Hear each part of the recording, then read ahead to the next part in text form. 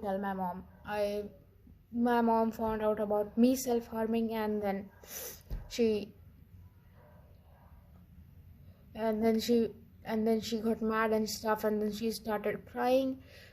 I think these reactions should not be shown to people who are depressed, because then they feel bad.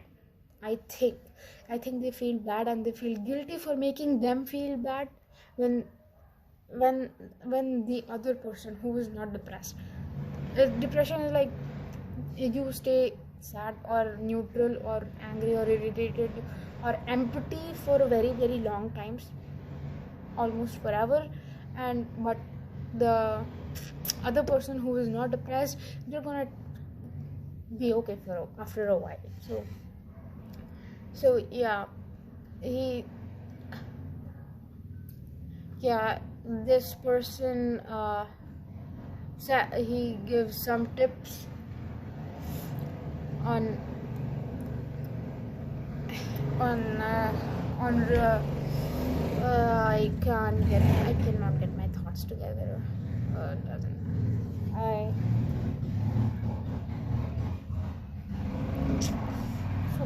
forgot this is. I really forgot what I was saying.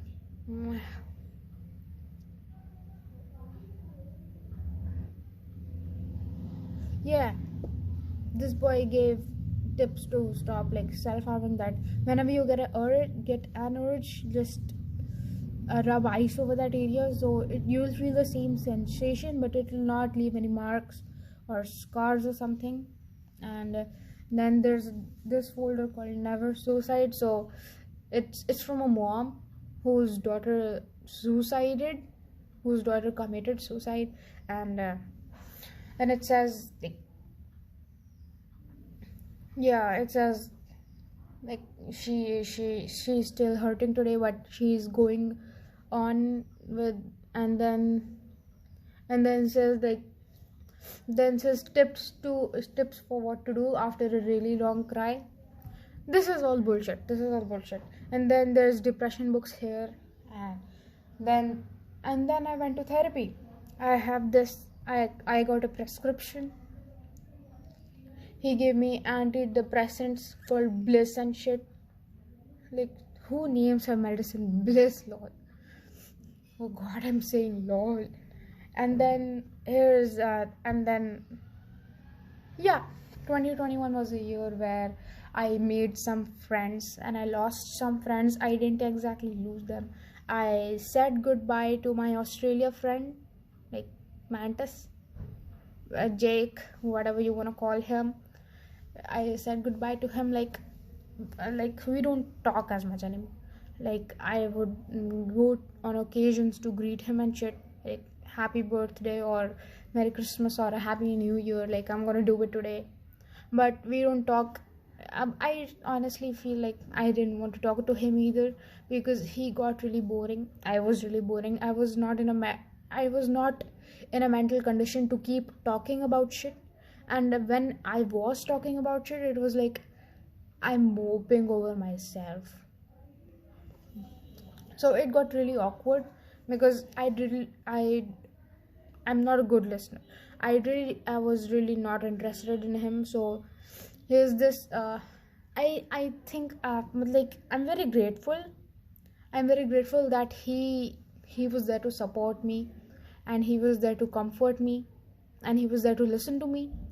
But I don't think it would have worked out for 5 years or something. 2 years is a very long time. We started on September 12th, 2019, and then we ended it on September 12th, 2021. That was a good year. And then I really have to move to college and stuff, and I have to start studying about it, because there are entrance tests and shit. So yeah, and then I talked about going to the psychiatrist with him, and here the chats are so cringy. It says I'm saying he's annoying as fuck, so fucking sensitive. And then I think I explained the entire situation to him. I said I refused to talk, so mom and dad went to ramble about me. And then he asked if it was free or not. I said, of no, of course it's not free. Why would that be free any day? And then he says, make sure to get my money's worth. Like, why would you do that? Why would you, like, I'm really depressed, dude. Why would you ask me to get me my money's worth? I don't care about money at this point. I'm really dying here and I really don't care about my money. So, and I think I told him about my self-harm too. So I write in capitals here, I told you things would get bad if they knew anything. So, and then he says every cent counts. And then I got annoyed at him. And then it says it's a he, and then he ridiculed my self-harm. I don't want that. It says I want someone to validate my feelings. That's all. Yeah, I wanted someone. I still, like, I don't know what I'm feeling right now. Like, I still want someone to validate my feelings, because I really want to know if I do have depression or not.